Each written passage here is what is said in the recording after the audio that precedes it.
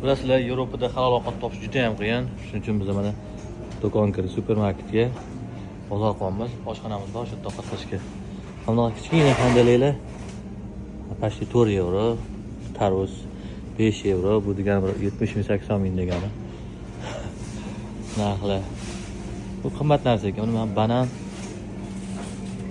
arzon ekan bu yerda. Bu yerda sentrdan ko'ra arzonroq narsalar, ancha arzon. Shu yerdan bozor qilib yegan yaxshi. Chunki nabitka olamiz 6 euroga 6tasini olsak, sentrda 5 euroga bittasini beryapti. 2017-2016 menda ham shunaqa do'kon bo'lgan, oziq-ovqat, lekin mana shunaqasini orzu qilgan edim. Kichkina xitcham tovarlar, to'la, o'zini maxsus klientlari bor. Ko'p mana shunaqa shaharda bitta ikkita bo'ladi, lekin ichida tovarlar eplab bo'lmaydi mana. Ruslan, hamma narsa bor. Mana shunaqa do'kon bo'lsa maza qilish deydi odam. Farq aka, tuxum topdinglarmi?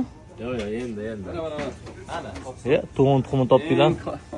Eng kattasi. Lekin men bunga 5 ketdim bagetga.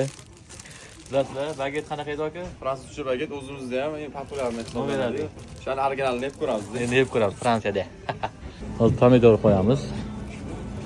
Aka, bitta bosing, qanaqa qildingiz? Mana o'zingizlar tanlab. Sabzavotdan